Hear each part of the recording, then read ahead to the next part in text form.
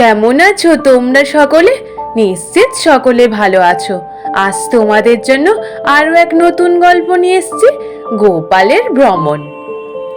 গোপাল সকাল সকাল ঘুম থেকে উঠে রাজসভায় যাবে বলে প্রস্তুত হচ্ছে। ওদিকে গোপালের গিন্নি বাটি ভর্তি মুড়ি আর বাতাসা নিয়ে এসে বলে, এই না গো, আজকে আর ভাত রান্না করিনি, মুড়ি বাতাসা খেয়ে রাজসভায় যাও। তারপর গোপাল ওই মুড়ি খেতে থাকে। গোপালের গিন্নি ওখানেই দাঁড়িয়ে দাঁড়িয়ে গোপালকে দেখে। গোপাল বলে, গিন্নি কি হলো, হঠাৎ তুমি দাঁড়িয়ে রয়েছো যে, কিছু বলবে? গোপালের গিন্নি বলে, হ্যাঁ গো, আমার অনেক দিনের ইচ্ছে একটু বাইরে কোথাও বেড়াতে যাই, চলো না গো কোথাও একটু ঘুরে আসি। গোপাল বলে, গিন্নি বেড়াতে যাওয়ার কথা বলছো? উফ, আমায় বলবে না তো, আমার মাথাটাই গরম হয়ে যায়। এইদিকে কানাকড়ি থাকে না, আর এইদিকে আবার বেড়াতে যাওয়ার কথা বলো। গোপালের গিন্নি বলে, দূর ছাই, কোনোদিন আর তোমাকে বলবো না, বলেই গোপালের গিন্নি চলে যায়। ওদিকে গোপাল কিছুক্ষণ বাদে রাজসভায় পৌঁছায়। রাজসভায় শুরু হতে রাজামশাই রাজসভায় এসে উপস্থিত হয়। তারপর রাজামশাই এসে অমনি জানায়, আচ্ছা তোমাদের সকলকে আমার একটা নতুন ঘোষণা বলার ছিল। সকলে বলে, কি রাজামশাই, বলুন বলুন। অমনি বলে, দেখো, আমরা শরীর সুস্থ রাখার জন্য তো অনেক কিছুই করি, কিন্তু মন সুস্থ রাখার জন্য তো আমরা কিছুই করি না। তার জন্য আমাদের উচিত বাইরে বেড়াতে যাওয়ার। গোপাল বলে, রাজামশাই আপনি কথাটা তো ঠিক বলেছেন, কিন্তু বাইরে বেড়াতে গেলে তো ট্যাকের জোর দরকার না? রাজামশাই বলে, ওই জন্য তো আমি সমস্ত কিছু ব্যবস্থা করে নিয়ে এসেছি। তোমাদের আমি ভর্তুকি দেব 50 মোহর করে। এই 50 মোহর করে নিয়ে তোমরা 2 দিনের জন্য বেড়াতে যাবে। ওই কথা শুনে সভাসদ সকলে বলে, হ্যাঁ রাজামশাই, খুব খুশির খবর দিয়েছেন রাজামশাই, আমরা সকলেই তাহলে 50 মোহর নিয়ে বেড়াতে যাব। তারপর রাজসভা ছুটি করে দেয় 50 মোহর দিয়ে। সকলেই যে যার বাড়ি ফিরে যায়। ওদিকে গোপালও রাস্তা দিয়ে যেতে যেতে মনে মনে ভাবে, বাহ, আজকেই গিন্নি বলছিল বেড়াতে যাওয়ার কথা, আর আজকেই রাজামশাই বেড়াতে যাওয়ার জন্য 50 মোহর দিল। যাই যাই, তাহলে গিন্নিকে নিয়ে আজকেই তাহলে বেরিয়ে পড়ো কোথাও বেড়াতে।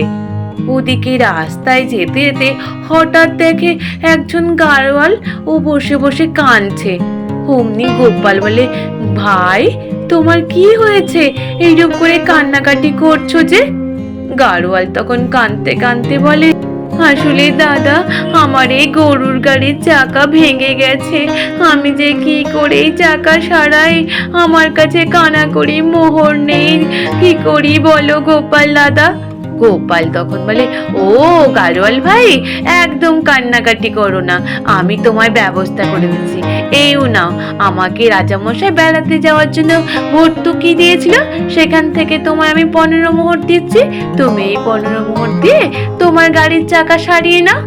ওই গাড়োয়াল তখন বলে, গোপাল দাদা, তুমি দিচ্ছ আমায়, তুমি আমাকে এই ভর্তুকির টাকা থেকে তুমি আমায় দিলে। গোপাল তখন বলে, হ্যাঁ ভাই, নাও নাও, তোমাদের মুখে হাসি ফুটলে আমার মনে খুশি হবে, তুমি নাও। হ্যাঁ, আগে তোমার গরুর গাড়ির চাকা সারিয়ে নাও, কেমন?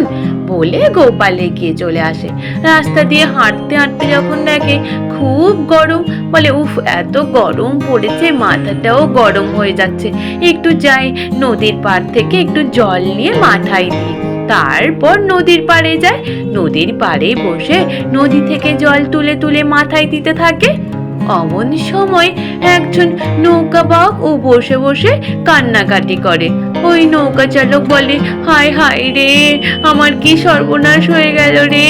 গোপাল গিয়ে বলে, মাঝি ভাই, তুমি কাঁদছো কেন মাঝি ভাই?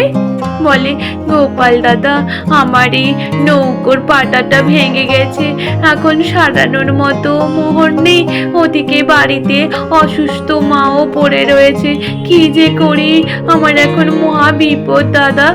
গোপাল তখন বলে, মাঝি ভাই কান্নাকাটি করো না, তোমার এই যে তোমায় আমি 15 মোহর দিলাম, তুমি 15 মোহরে 10 মোহর দিয়ে তুমি তোমার নৌকো সারিয়ে নাও, আর বাদ বাকি 5 মোহর দিয়ে মায়ের জন্য ওষুধ কিনে নিয়ে যাও।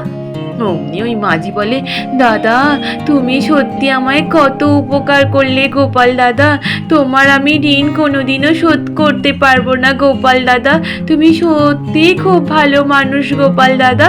গোপাল বলে, না না ও ঠিক আছে, তোমার মুখে হাসি দেখলে তো আমার মনটাও শান্তি হবে না, তুমি তাহলে কিনে নিও, আমি তাহলে আসি। তারপর গোপাল ফিরে আসে। বাজারের ভেতর দিয়ে যাওয়ার সময় হঠাৎ করে একজন জেলে আর একজন দোকানের সাথে কথা বলতে থাকে। বলে, এই শুনেছিস রে, রতন সবজিওয়ালা নদীর পার হয়ে আসার সময় কাদাতে পা মুচকে পড়ে গেছে, এমনকি সবজিগুলোও পড়ে গেছে জানিস?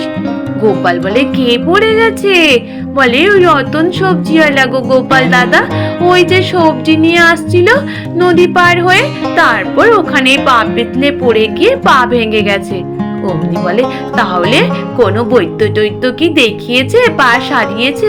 বলে, না গো গোপাল দাদা, এখন কোথা দিয়ে সারাবে, মোটর নেই, ওই যে গাছতলায় গিয়ে বসে বসে কাঁদছে। গোপাল বলে, তাই নাকি? কোথায় আমায় দেখাও দেখি। তারপর গোপালকে গিয়ে দেখায়।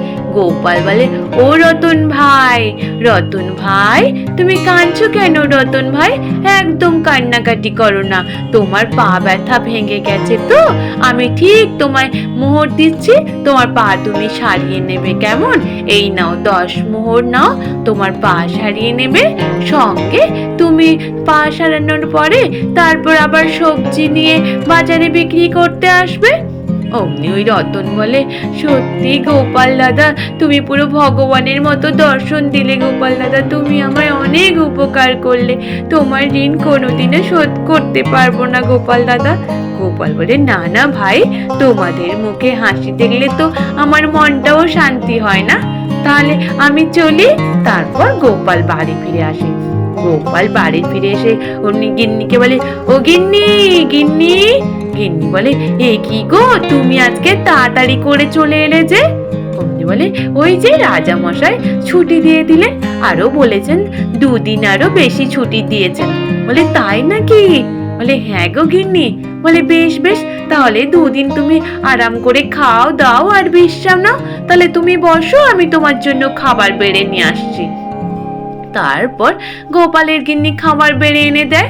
এইরূপ করে 2 দিনও কেটে যায়। ওদিকে রাজসভার সমস্ত সদস্যরা, মন্ত্রী গিন্নি আর বাদবাকি সভাসদরা সকলেই বেড়াতে যায়। তারপর 2 দিন কেটে যায়। 2 দিনের পর গোপাল সকাল সকাল খেয়ে দিয়ে আবার রাজসভার দিকে উদ্দেশ্যে রওনা হয়ে যায়। ওদিকে গোপালের গিন্নি জল আনতে পুকুর পাড়ে আসে। পুকুর পাড়ে এসে জল নামার সময় মন্ত্রীর গিন্নিও পুকুর পাড়ে আসে। মন্ত্রী গিন্নি এসে বলে, কি গো গোপালের বউ, তোমাকে তো অনেক দিনের পরে দেখলাম, তুমি ভালো আছো গোপালের বউ?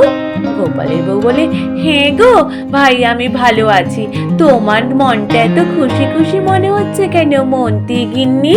অমনি গোপালের বউকে অমনি মন্ত্রী গিন্নি বলে, এই যে বেড়াতে গেছিলাম তো, 2 দিন ধরে বেরিয়ে এলাম, তুমি কোথায় গেছিলে? গোপালের গিন্নি বলে, আমি আর কোথায় যাব ভাই, আমার তো রান্নাঘর থেকে ঘর আর ঘর থেকে রান্নাশাল। বলে, কেন? গোপাল দাদাকে আর সভাসদ সকলকে যে রাজামশাই 50 মোহর করে দিল, বলল যে 2 দিন বেড়াতে যেতে, 2 দিনের জন্য তাই ছুটি দিয়েছিল, তাহলে গোপাল দাদা তোমাকে নিয়ে বেড়াতে যায়নি? গোপালের গিন্নি বলে, এ কি, তাই নাকি? আমি তো জানি না। ও 50 মোহর সব নিশ্চিত ও নিজের ট্যাকে গুজিয়ে নিয়েছে, আমাকে তো কিছু জানায়নি। আমি এক্ষুনি রাজসভায় যাব, এক্ষুনি কি আমি নালিশ করব। ওদিকে রাজসভা শুরু হতে রাজামশাই সকলের কাছ থেকে বেড়ানোর গল্প শুনতে থাকে। রাজামশাই হেসে লুটোপুটি খেতে থাকে।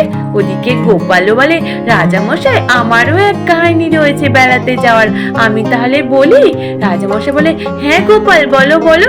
অমনি গোপাল বলে, রাজামশাই। অমনি সঙ্গে সঙ্গে গোপালের গিন্নি ঢুকে এসে বলে, বলো তুমি কি বলবে রাজামশাইকে, বলো তোমার বেড়াতে যাওয়ার কাহিনী। ওদিকে গোপালের গিন্নিকে দেখে মন্ত্রী মশাই, রাজামশাই সকলেই অবাক হয়ে যায়। সকলে বলে, এ কি গোপাল বউ, তুমি হঠাৎ করে এখানে যে? গোপালের বউ বলে, রাজামশাই আমি নালিশ করতে এসছি। রাজামশাই বলে, কার বিরুদ্ধে নালিশ করতে এসছো? অমনি বলে, রাজামশাই ওর বিরুদ্ধে, ও আমাকে বেড়াতেই নিয়ে যাননি, আর বাড়িতেই শুয়ে শুয়ে কাটিয়ে দিয়েছে। রাজামশাই বলে, গোপাল তুমি বেড়াতে নিয়ে যাওনি তোমার গিন্নিকে, তুমি তাহলে 50 মোহর কি করেছো? গোপাল বলে, রাজামশাই 50 মোহর খরচা হয়ে গেছে রাজামশাই। গোপালের গিন্নি বলে, তুমি 50 মোহর খরচা করে দিয়েছো? রাজামশাই বলে, 50 মোহর কোথায় খরচা করেছো গোপাল? গোপাল বলে, রাজামশাই আমি ওটা বলতে পারবো না রাজামশাই, আমি তো আর মন্ত্রী মশাইয়ের মতো নিজের ঢাক নিজে পেটাতে পারি না, পরে আপনারা জানতে পারবেন। রাজামশাই বলে, কোনো কথা শুনতে চাই না গোপাল, তোমাকে কিন্তু শাস্তি স্বরূপ তোমাকে ওই বেড়াতে যেতেই হবে। গোপাল বলে, রাজামশাই আমার কাছে তো মাত্র 10 মোহর আছে, ওই দিয়ে আমি কি করে বেড়াতে যাই? অমনি রাজামশাই বলে, আমি এত কথা শুনতে চাই না, তোমাকে বেড়াতে যেতেই হবে, নইলে আমি তোমায় গর্দান নিয়ে নেব। গোপাল বলে, বেশ বেশ দেখছি রাজামশাই। মন্ত্রী মশাই বলে, গোপাল তুমি যদি 10 মোহরের মধ্যে বেরিয়ে ঘুরে আসতে পারো তাহলে তোমাকে আমি 50 মোহর দেব। গোপাল বলে, তাই সই, আমি ওই 10 মোহরে আমি বেরিয়েই চলে আসবো। তারপর গোপাল আর গোপালের গিন্নি বেরিয়ে পড়ে ভ্রমণের উদ্দেশ্যে। পথে যেতে যেতে গোপালের গিন্নি বলে, উফ আমি তো আর হাঁটতে পারছি না গো, এবার একটা গরুর গাড়ি ঠিক করো। গোপাল বলে, গিন্নি বেড়াতে যাওয়ার যখন ইচ্ছে আছে তাহলে হেঁটেই চলো না, গরুর গাড়ি নিতে গেলে তো অনেক মোহর লাগবে, আর অত মোহর তো আমার কাছে নেই। একজন গরুর গাড়ি চালক গোপালদেরকে দেখতে পেয়ে বলে, এই যে দাদা, আপনারা কোথায় যাচ্ছেন? আমার গরু গাড়িতে উঠে আসুন, 2 মোহর দিলেই হবে। গোপাল বলে, না না ভাই, আমাদের 2 মোহর দেওয়ার মতো মোহর নেই। গোপাল তখন হেঁটে এগিয়ে চলে যায়। তারপর ওই গাড়োয়ালের সাথে দেখা হয়, যে গাড়োয়ালকে গোপাল 15 মোহর দিয়ে সাহায্য করেছিল। গাড়োয়াল গোপালকে দেখতে বলে, ও গোপাল দাদা, গোপাল দাদা তুমি কোথায় যাচ্ছ গো? আসো আসো, তোমাকে আমি ছেড়ে দিয়ে আসবো। গোপাল বলে, গাড়োয়াল ভাই তোমার চাকা সারিয়ে নিয়েছো তো, আর কোনো অসুবিধা নেই তো? গাড়োয়াল তখন বলে, গোপাল দাদা ওই রাজামশাইয়ের ভর্তুকি মোহরের ভিতর থেকে তুমি আমায় সাহায্য করেছিলে বলে আমি আমার চাকাটা সারাতে পেরেছি গো গোপাল দাদা, সত্যি তুমি যদি না দিতে আমার যে কি হতো। এসো এসো গোপাল দাদা, আমি তোমায় নিয়ে ছেড়ে দিয়ে আসি। গোপাল বলে, ভাই আমার তো এখন মোহর নেই অত দেওয়ার মতো।